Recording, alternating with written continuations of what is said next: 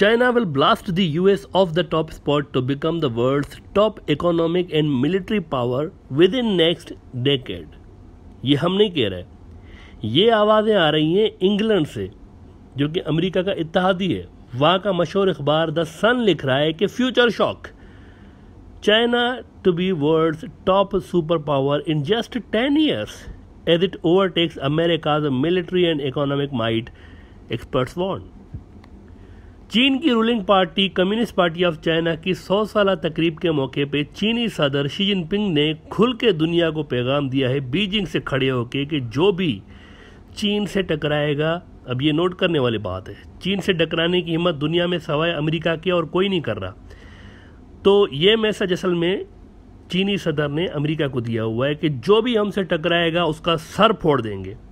ये चीनी सदर का बयान था 100 साला तकरीब के मौके पर, जब वो लाखों लोगों के सामने उन्होंने ये लफ्ज़ कहे और माहौल पूरा जज्बाती नारों और तालियों से गूंज उठा। वहाँ पर जब उन्होंने जोश में आकर कहा कि anyone who dares try to bully us will have their heads bashed bloody against the Great Wall of steel forged by 1.4 billion Chinese people. चीन दुनिया की नई ताकत है। हम पीसफुली उभर रहे हैं। हम किसी मुल्क के अंदर जाकर कब्जा करके नहीं बैठे कभी अपनी सारी तारीख के अंदर, और ना ही कभी हमारा ये प्लान है कि आगे जाकर हम किसी पे कब्जा करेंगे। लेकिन अगर किसी ने हमारे इस पीसफुल राइज को, पीसफुल ग्रोथ को रोका और दादागिरी दिखाई, तो याद रखें उसका सर फोड़ देंगे। ये इनकी तकरीर के अहम तरीन पॉइंट्स थे। सिंपल एज दैट कि हम किसी से फड्डा नहीं कर रहे, पीसफुली राइज कर रहे हैं, लेकिन अगर कोई हमें रोकेगा तो उसका सर फोड़ देंगे। और चीन ने भरपूर मुजाहरा किया है अपनी ताकत का कम्युनिस्ट पार्टी की 100 साला तकरीब के मौके पर। अब एक सवाल है यहाँ पर, ये जो पाकिस्तान में, बांग्लादेश में, इंडिया में और दुनिया के बहुत सारे मुल्कों के अंदर आपको ये जो वेस्टर्न डेमोक्रेटिक सिस्टम नज़र आता है, इस वक्त भी ये निज़ाम राइज है ना इन मुल्कों के अंदर। अच्छा, ये निज़ाम इन मुल्कों में क्यों है? ये तो यूरोप के मुल्कों का, वेस्ट की ईजाद है, तो ये यहाँ कैसे आ गई? और अफ्रीका समेत दुनिया के अक्सर मुल्कों के अंदर ये निज़ाम क्यों है? कभी आपने इस पर गौर किया है? कहाँ बांग्लादेश, कहाँ इंडिया, पाकिस्तान और कहाँ यूरोप, उनकी गवर्नेंस का सिस्टम इधर कैसे आ गया? ये ऐसे आया है कि इन तमाम मगरबी ताकतों ने, चाहे वो फ्रांस हो, स्पेन हो, यूके हो, पुर्तगाल हो, इन्होंने जनाब यूरोप से निकल के दुनिया भर में ये फैल गए और डंडे के ज़ोर पर इन्होंने दुनिया भर में अपनी कॉलोनीज़ बनाई हुई थी, लोगों को ग़ुलाम बनाया हुआ था, मुल्कों को ग़ुलाम बनाया हुआ था, फ़ौजें भेज के। इंसानी हकूक़ के बड़े दावेदार बनते हैं, लेकिन इनकी पास्ट अगर आप देखें तो डंडे के ज़ोर पर इन्होंने दुनिया भर में हुकूमत की हुई है। फ्रांस बैठा हुआ होता था जनाब अल्जीरिया में, अफ्रीका में, पुर्तगाल वाले बैठे हुए थे गोवा के अंदर, और अंग्रेज़ तशरीफ़ लाए हुए थे इंडिया में, पाकिस्तान में, यहाँ पर ये लूट मार करते हुए नज़र आते थे। तो एक इनके अंदर सुपीरियरिटी का एहसास था कि हम सुपीरियर कौम हैं, हमारी ज़बान, हमारा कल्चर, हमारा सिस्टम, हमारी तो हर चीज़ बहुत ही बेहतरीन है और दुनिया भर में इम्प्लीमेंट हो सकती है, हमारे पास ग्लोबल निज़ाम है। लिहाजा ये अपना निज़ाम, अपने वैल्यूज़ इंजेक्ट करके गए। इस सारे अरसे के दौरान जहाँ जहाँ पर इनका कब्ज़ा था, वहाँ पर अपने ये निज़ाम, अपने वैल्यूज़, अपनी हर चीज़ इंजेक्ट करके गए। तो वेस्टर्न डेमोक्रेसी भी इन्हीं मुल्कों से एडॉप्ट कर ली गई, जहाँ जहाँ इनकी हुकूमतें थी वहाँ पर एडॉप्ट कर ली गई, और फिर आज तक ये चलती आ रही है। थोड़ी बहुत मॉडिफिकेशंस इन तमाम मुल्कों ने अपने लोकल नीड्स के हिसाब से की हुई है, वरना सिस्टम इन्हीं का है। क्योंकि इंग्लैंड, फ्रांस वगैरह नीचे गए तो अमेरिका उसी निज़ाम का लीडर बन के उभरा है, इसीलिए वेस्टर्न डेमोक्रेटिक सिस्टम आज तक चलता हुआ आ रहा है। क्योंकि जब ये कुव्वतें नीचे गईं तो एक और कुव्वत उभरी थी, अमेरिका बाद, और फिर वो चैम्पियन बन गया वेस्टर्न डेमोक्रेटिक सिस्टम का। और अमेरिका ने दुनिया का निज़ाम और दुनिया के ऊपर अपने असर और रसूख के लिए पॉलिसीज़ और उसूल भी उसी मुताबिक बनाए हैं।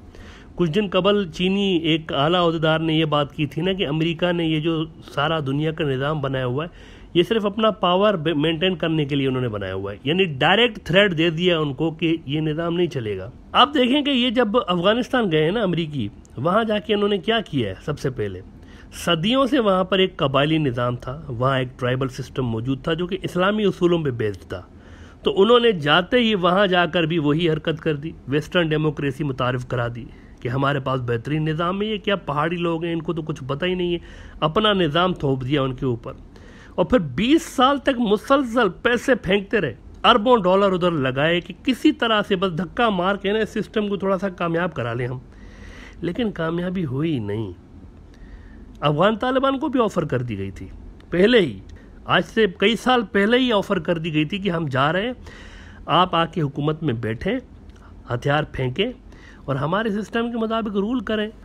तो अफगान तालिबान ने यह कहकर मना कर दिया था कि हमारी तो जंग ही आपके सिस्टम के साथ है, हम सिर्फ फ़ौजियों से नहीं लड़ रहे, हमारी इस निज़ाम के ख़िलाफ़ जंग है, हम तो इस निज़ाम को बदलना चाहते हैं, हम तो यहाँ पर अपना इस्लामी निज़ाम बनाना चाह रहे हैं जो कि हमारा असल है। तो ये वेस्टर्न फोर्सेस जहाँ जहाँ जाके काबिज़ हुई हैं, इन्होंने वहाँ अपना ये निज़ाम इम्प्लीमेंट करने की कोशिश की है जो कि आज तक चलता आ रहा है under the flag of America. लेकिन अब चीन उभर रहा है और चंद सालों में ये अमेरिका को ठुड्डा मार के नई सुपर पावर बनने जा रहा है। वेस्ट वाले खुद कह रहे हैं कि 10 सालों के अंदर अंदर ये नई सुपर पावर बन जाएगा। तो अब क्या होगा, वेरी इंपॉर्टेंट क्वेश्चन, अब क्या होगा इन सिस्टम्स का। अब चीन के ज़ेरे असर मुल्क इस बात में आज़ाद होंगे कि वो ये वेस्टर्न सिस्टम ही चलाएं या फिर कोई और निज़ाम लेकर आ जाएं। अभी तक तो ये अमेरिका की वजह से चल रहा है ना सारा सिस्टम। अगर अमेरिका ही कमज़ोर हो जाएगा तो ये निज़ाम भी उसी के साथ ही कमज़ोर हो जाएगा, जिसे आप वेस्टर्न डेमोक्रेटिक सिस्टम कहते हैं। क्योंकि अगली सुपर पावर वेस्ट में नहीं है, अगली सुपर पावर तो ईस्ट में है, मशरिक में है। तो क्या अब यहाँ चीनी निज़ाम आएगा, इसका मतलब है? द आंसर इज़ नो, चीनी निज़ाम नहीं आने जा रहा इन सारे मुल्कों में जहाँ चीन का असर है। चीनी सदर पहले ही कह चुके हैं कि हमारा जो सिस्टम है ये किसी के लिए नहीं है, किसी पे थोप नहीं सकते, ये हमारा अपना सिस्टम है, हम किसी पे ज़बरदस्ती मुसल्लत नहीं कर सकते। दैट मीन्स एक वैक्यूम रहेगा, अमेरिका के डूबने से एक वैक्यूम रहेगा और इस वैक्यूम को फिर कई अल्टरनेट सिस्टम्स फिल कर सकते हैं। बहुत सारे मुसलमान मुल्कों के अंदर जो मोस्ट पॉपुलर अल्टरनेट सिस्टम आपको मिलता है वो कौन सा है? गवर्नेंस का, इस्लामी गवर्नेंस का सिस्टम। ये कई इस्लामी ममालिक में सबसे पॉपुलर अल्टरनेट सिस्टम है जो कि अवामी सतह पर जिसकी मांग की जाती है और फिर ये अमेरिका के कोलैप्स के बाद आपको इमर्ज होता हुआ नज़र आ सकता है, बल्कि पहले ही शुरुआत तो हो चुकी है। अफ़गानिस्तान के अंदर अफ़गान तालिबान कह चुके हैं कि हम इस्लामी निज़ाम लाने जा रहे हैं और पहले ही उन्होंने अपने कब्ज़े वाले इलाकों के अंदर इस्लामी निज़ाम का नफाज शुरू कर दिया है।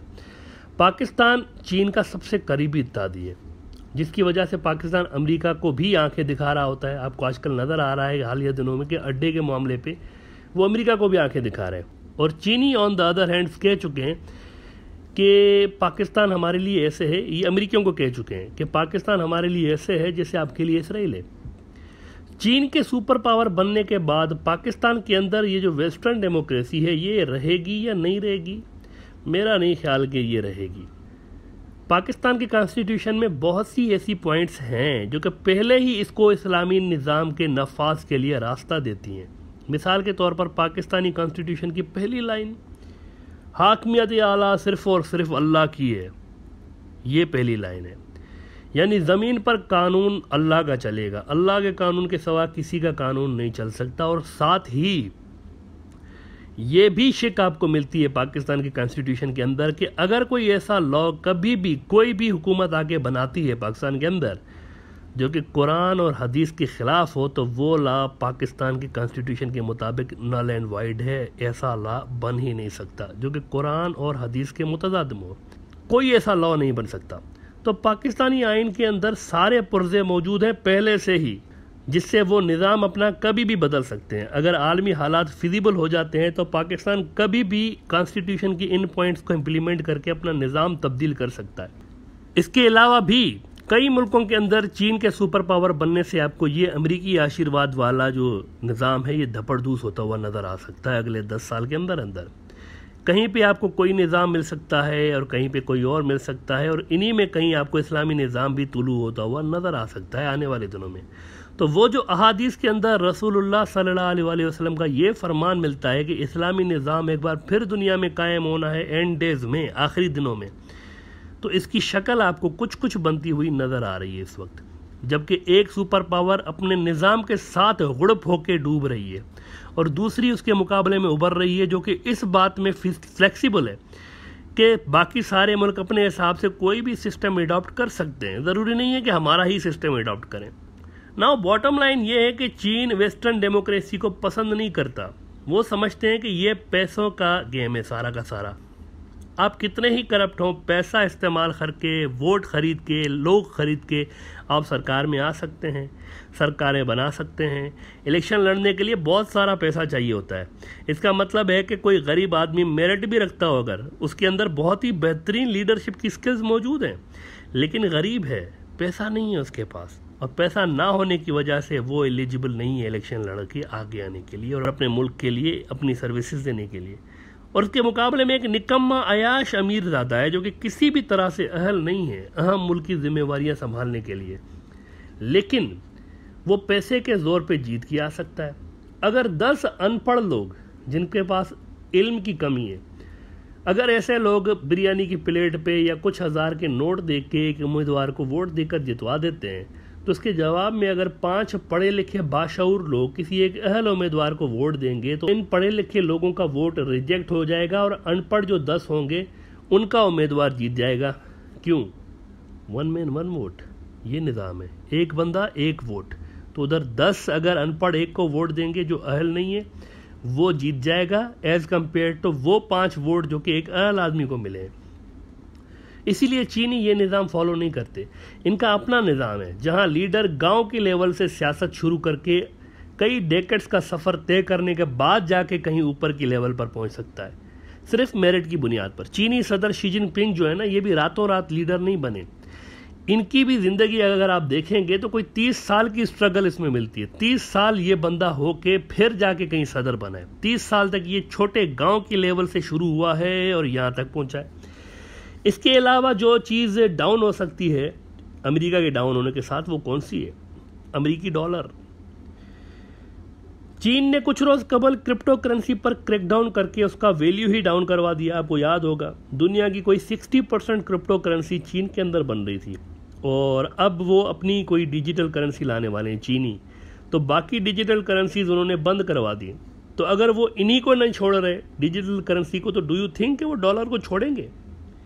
इसके अलावा वो आलमी बैंक, IMF जैसे जो अमेरिकी इदारे हैं, इनके मुकाबले में अपने इदारे लाने की कोशिश कर रहे हैं, बल्कि बहुत सी जगहों पे तो अपने इदारे ला चुके हैं पहले से ही। वो मकसद एक ही है कि अमेरिका को आउट करना है हर सतह पर। तो अगले 10 साल हमारी इस सदी के लिए, इस सेंचुरी के लिए गेम चेंजर है और ये अहम तरीन वक्त है जहां पर इस सदी का मुस्तकबिल डिसाइड होने जा रहा है। इस वक्त जो सारी वियर एंड टीयर हो रही है, जो 2 सुपर पावर्स का क्लैश हो रहा है, इसमें अगले जो 100 साल हैं इसका एक फ्यूचर डिसाइड होने जा रहा है।